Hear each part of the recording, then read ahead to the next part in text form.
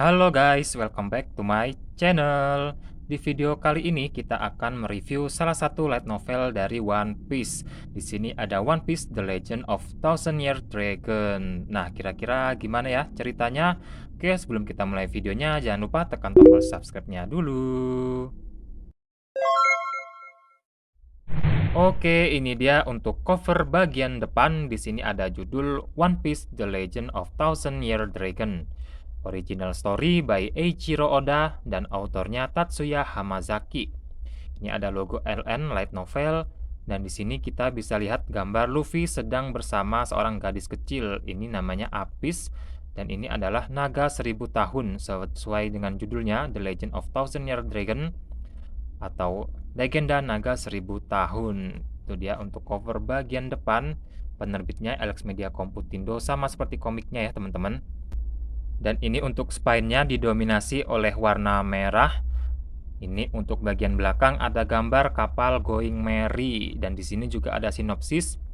Di tengah perjalanan mencari One Piece, Luffy dan kawan-kawannya menyelamatkan seorang gadis kecil bernama Apis yang melarikan diri dari kapal angkatan laut.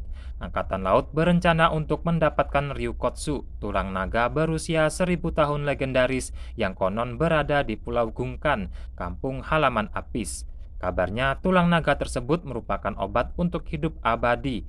Apa hubungan Apis dengan tulang naga tersebut dan apa yang tersembunyi di Pulau Gungkan? Itu dia untuk sinopsis. Dan ini rating usianya adalah 12 plus dengan harga 56.800 di Pulau Jawa. Oke, itu dia untuk bagian belakang. Untuk bahannya sendiri dia pakai yang doff ya teman-teman dan ada UV spot di bagian tulisan One Piece judulnya dan ini. Sedangkan yang di bagian belakang dia pakai yang full doff tanpa ada UV spot. Nah, untuk ceritanya sendiri, novel ini tuh diadaptasi dari anime. Jadi bisa dibilang ini tuh anime yang dinovelkan. Jadi, buat kalian yang ngikutin One Piece dari awal pasti sudah tahu ya cerita tentang ini. Tapi ya nggak apa-apa ya kita bahas lagi, siapa tahu sudah banyak yang lupa. Oke, itu dia untuk bagian covernya. Kita lanjut ke bagian dalam ya, teman-teman.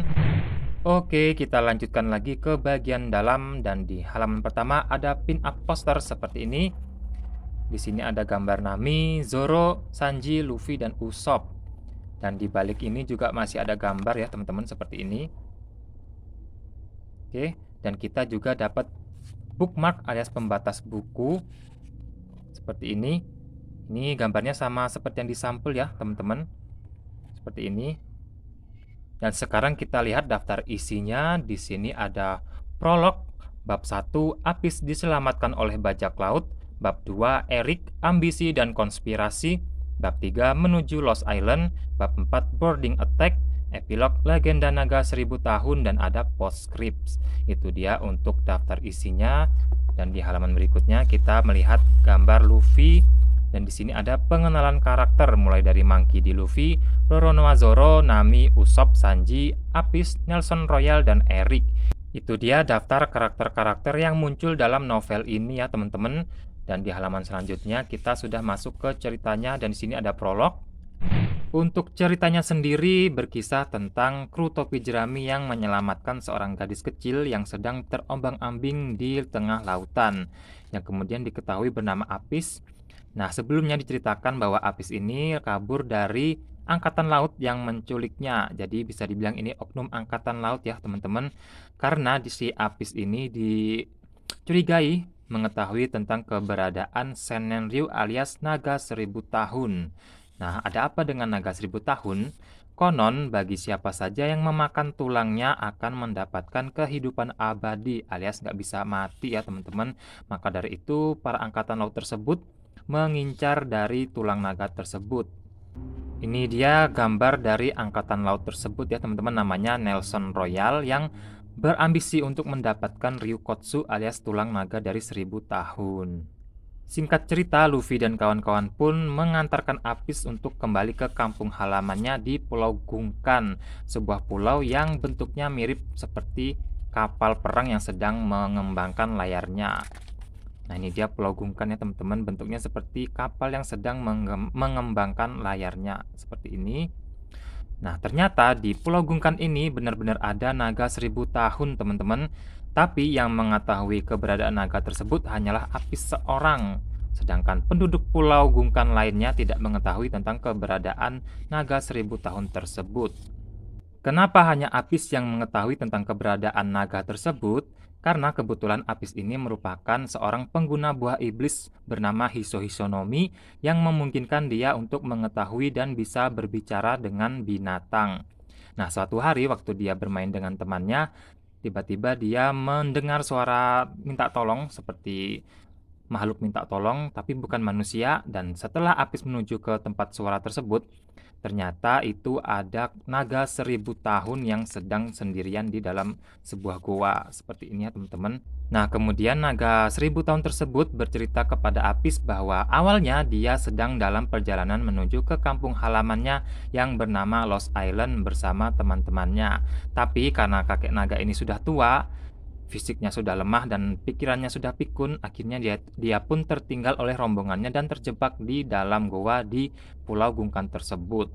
Nah, itulah awal kisah pertemuan antara Apis dan naga 1.000 tahun tersebut. Tapi Apis tidak memberitahukan ke siapapun tentang keberadaan kakek naga tersebut ya, teman-teman.